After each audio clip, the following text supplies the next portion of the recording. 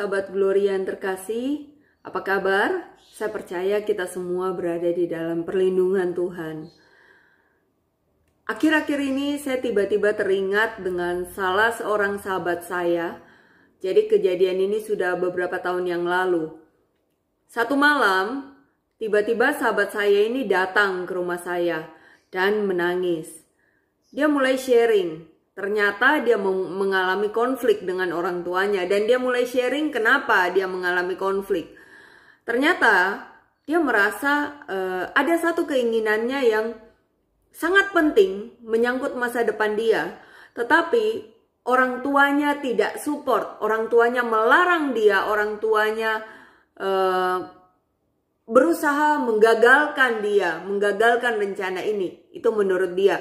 Dia merasa orang tuanya tidak adil, orang tuanya sangat otoriter.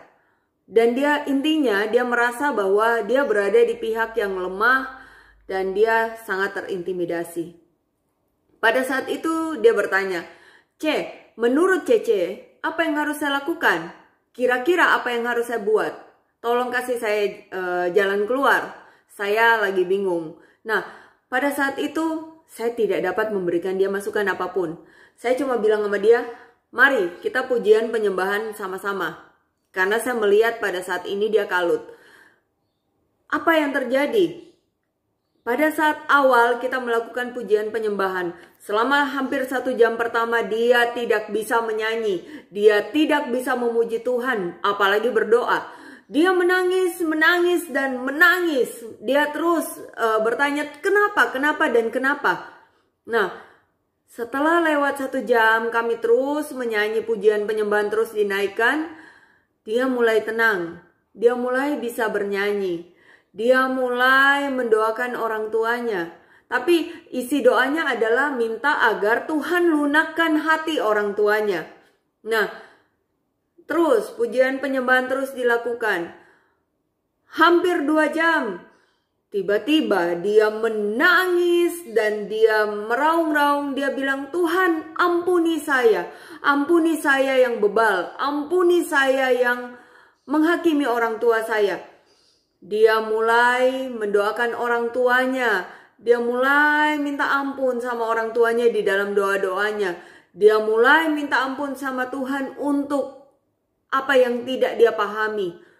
Nah, ternyata di dalam pujian penyembahan, dia mengalami keterbukaan hati, dia mengalami pemulihan, dia mampu melihat rencana orang tuanya untuk melarang dia melakukan apa yang menjadi kehendaknya. Ternyata pada saat pujian penyembahan dinaikkan, dia mengalami pertobatan. Dia merasa sangat berdosa karena dia menghakimi orang tuanya. Dia memaksakan kehendaknya kepada orang tuanya. Dan di dalam pujian penyembahan, dia mulai memahami jalan pikiran orang tuanya. Hatinya dibukakan untuk menerima, untuk melihat hal yang tidak dia mampu dia lihat sebelumnya. Dan setelah 3 jam kita berdoa, pujian dan penyembahan bersama, dia mampu tersenyum. Dari awalnya dia datang dan menangis-menangis, dia mampu tersenyum dan dia minta izin untuk pulang. Dan menurut cerita dia pulang ke rumah, dia melakukan rekonsiliasi, dia minta ampun kepada orang tuanya.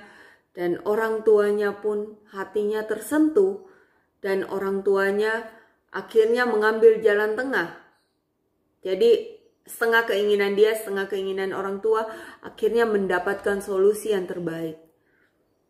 Saat ini, pada saat saya mengingat sahabat saya itu, saya pun teringat dengan kisah Paulus dan Silas saat di dalam penjara di Filipi.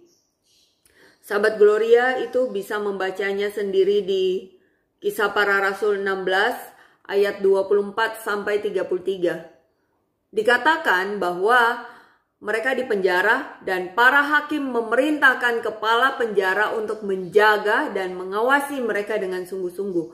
Mereka ini seperti penjahat napi kelas kakap saat ini. Dan di ayat 24 dikatakan bahwa mereka di penjara di ruang paling tengah dan kaki mereka dibelenggu dengan pasungan yang kuat.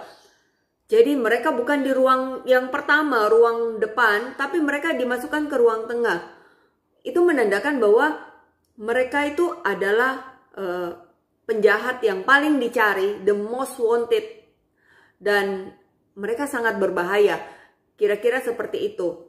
Jadi pada saat itu mereka sudah dipenjara di ruangan yang tengah, di bawah tanah dan ruangan paling tengah, dan mereka dibelenggu. Jadi mustahil untuk mereka bisa lolos dalam waktu semalam.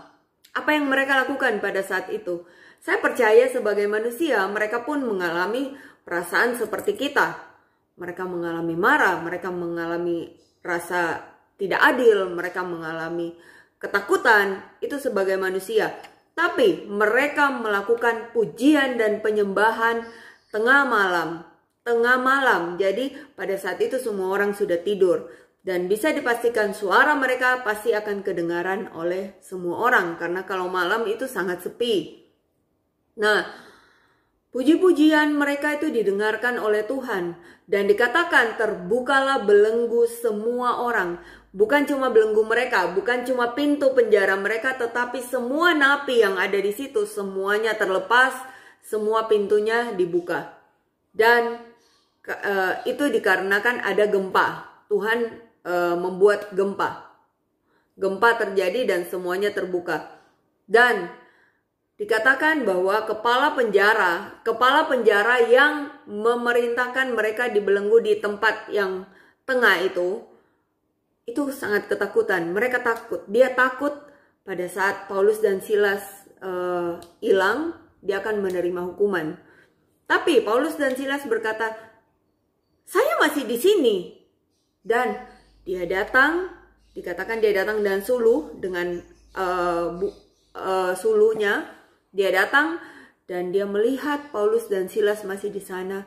Dan dia tersungkur, dia bertobat, dia mau mengenal siapa Tuhannya Paulus dan Silas. Pertobatan terjadi kepada kepala penjara itu. Hatinya terbuka. Sahabat-sahabat yang terkasih, pujian dan penyembahan yang kita hidupi dan kita naikkan dengan sepenuh hati kita, dengan segenap kekuatan kita, dengan seluruh akal budi kita, pasti akan membawa dampak bagi kehidupan kita. Seperti sharing yang saya sharingkan soal sahabat saya tadi, dan juga kita bisa melihat di kisah para rasul ini. Apa dampaknya?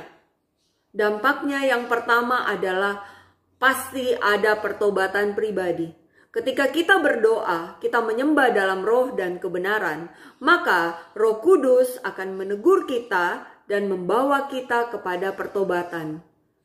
Dampak selanjutnya adalah kalau kita menghidupi pujian dan penyembahan itu, pertobatan itu terus terjadi kepada kita, ada perubahan hidup dalam diri kita, maka pasti akan berdampak, pasti pertobatan itu akan berdampak kepada orang lain di sekeliling kita.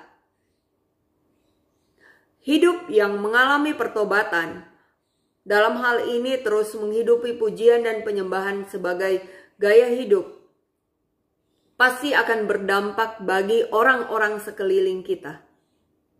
Terima kasih. Tuhan Yesus memberkati.